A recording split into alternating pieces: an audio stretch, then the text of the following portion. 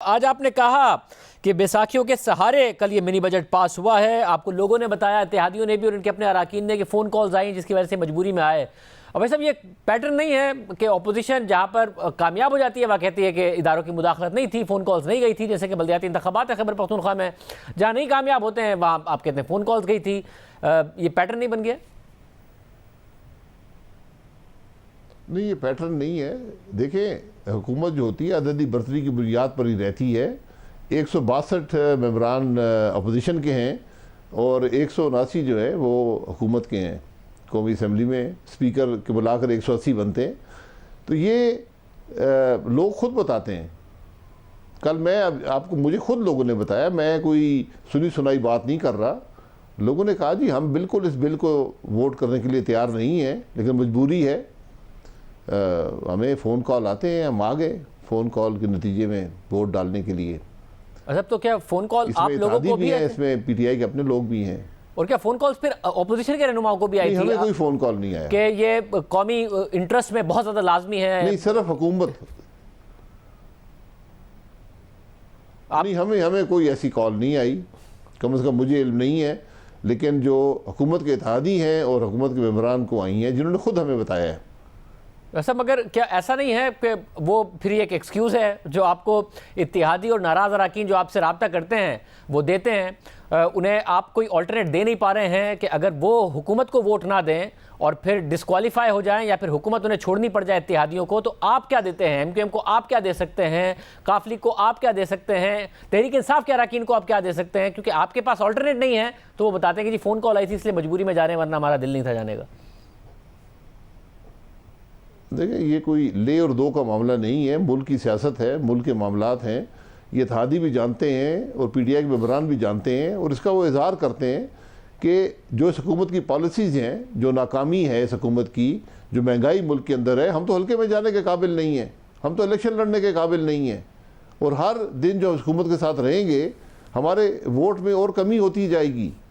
और कल जो 750 अरब की जो महंगाई का बोझ अवाम पर डाला गया है, लोग ऐसे, कोई असम्बली का मेंबर भी ऐसे बिल को वोट देने को तैयार नहीं होता। जब आप बजट पास कर लिया आपने 6 महीने पहले, फिर 6 महीने बाद आपको याद आ गई कि नहीं अब तो मज़ीद हमने अवाम पे बोझ डालना है, तो कोई शख्स भी इसको वोट नहीं देना चाहता। तो ये एक हकीकत है कि आज ना इत्तेहादी खुश हैं ना मेंबरान अपने खुश हैं, जिसका इजहार कल उनकी पार्लिमानी पार्टी में भी, मीटिंग में भी किया गया।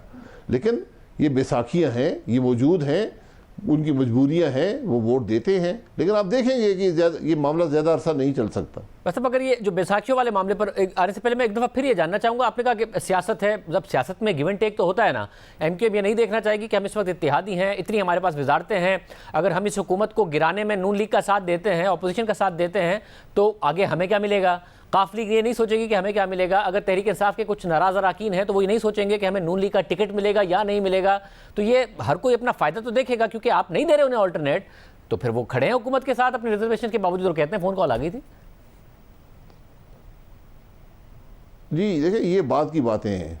पहले जब उनकी मजबूरी ख़त्म होगी, जब तक उनकी मजबूरी कायम है तो वो क्या बात करेंगे, हम उनसे क्या बात करेंगे। लेकिन ये मैंने पहले कहा कि ये सौदेबाजी का मामला नहीं है। अगर वो समझते हैं कि हुकूमत नाकाम है, हम उसके साथ देंगे तो हमारी सियासत नहीं रहेगी, उसके बाद सियासत में डिस्कशन भी होती हैं। जब इलेक्शन आएंगे, इत्तेहादी कौन बनता है, किसको टिकट मिलता है, ये फैसले उस वक्त किए जा सकते हैं। लेकिन आज कोई झूठा वादा करके चंद वोटों की खातिर ये चीज़ें मुमकिन नहीं होती, ना ही ये देरपा होती हैं सियासत में। जब आप कहते हैं कि बैसाखियाँ अभी भी मौजूद हैं, फ़ोन कॉल्स अभी भी जा रही हैं, तो फिर शेख रशीद साहब ने दुरुस्त कहा था कि शख्सियात के बदलने से इदारों की पॉलिसी नहीं बदलती है, इदारों के प्लान्स होते हैं 10-10, 15-15 साल के।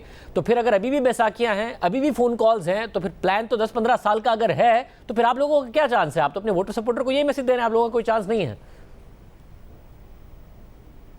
देखिए, हम तो यही बात कर सकते हैं कि इदारों को भी नज़र आएगा कि मुल्क की आज क्या हालात हैं, अवाम क्या सोच रहे हैं, अवाम इदारों के बारे में क्या राय रखते हैं। ये सब चीज़ें इस मुल्क की हकीकत हैं। तो अब इसकी इस्लाह ज़रूरी है। जब तक आप एक नाकाम निज़ाम को गैर आइनी मुदाखलत से सपोर्ट करेंगे तो मुल्क के मामला तो नहीं चल रहे। मुल्क के मसाइल में इजाफ़ा हो रहा है, लोगों के मसाइल में इजाफ़ा हो रहा है, लोग तकलीफ़ में हैं।